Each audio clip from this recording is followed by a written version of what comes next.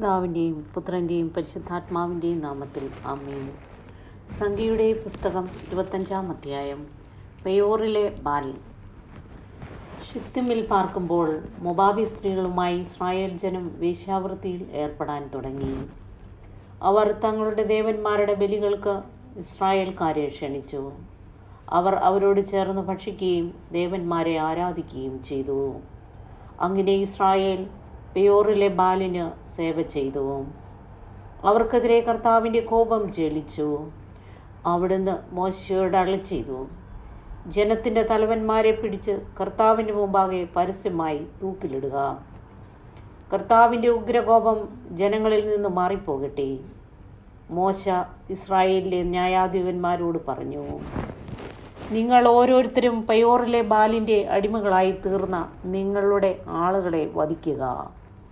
മോശയും സമാഗമ കൂടാരവാതുക്കൽ വിലപിച്ചുകൊണ്ട് നിന്ന ഇസ്രായേൽ ജനം മുഴുവനും കാണിക്കെ ഒരു ഇസ്രായേൽക്കാരൻ തൻ്റെ വീട്ടിലേക്ക് ഒരു മിദ്യാൻ സ്ത്രീയെ കൂട്ടിക്കൊണ്ടുവന്നു.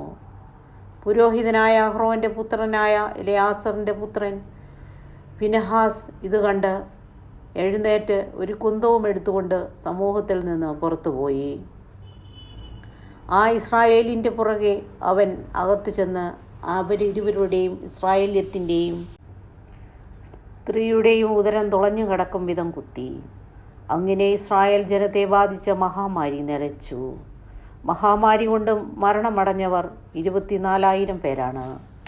കർത്താവ് മോശയോട് അരുളിച്ചെയ്തു, പുരോഹിതനായ അഹ്റോൻ്റെ പുത്രനായ എലെയാസറിൻ്റെ മകൻ ഫിനെഹാസ് ഇസ്രായേൽ ജനത്തിൻ്റെ ഇടയിൽ എൻ്റെ തീഷ്ണതയ്ക്കൊത്തവണ്ണം പ്രവർത്തിച്ച് എൻ്റെ ക്രോധം അവരിൽ നിന്ന് അകറ്റിയിരിക്കുന്നു. അതിനാൽ കോപം ജ്വലിച്ചു ഞാൻ അവരെ സംഹരിച്ചില്ല. ആകയാൽ അവനുമായി ഞാൻ സമാധാനത്തിൻ്റെ ഉടമ്പടി സ്ഥാപിക്കുന്നു. അത് അവനും അവന് ശേഷം അവൻ്റെ സന്തതികൾക്കും നിത്യ പൗരോഹിത്യത്തിൻ്റെ ഉടമ്പടിയായിരിക്കും. കാരണം അവൻ തൻ്റെ ദൈവത്തിനു വേണ്ടി തീഷ്ണത കാണിക്കുകയും ഇസ്രായേൽ ജനത്തിനു വേണ്ടി പ്രായശ്ചിത്തം അനുഷ്ഠിക്കുകയും ചെയ്തു.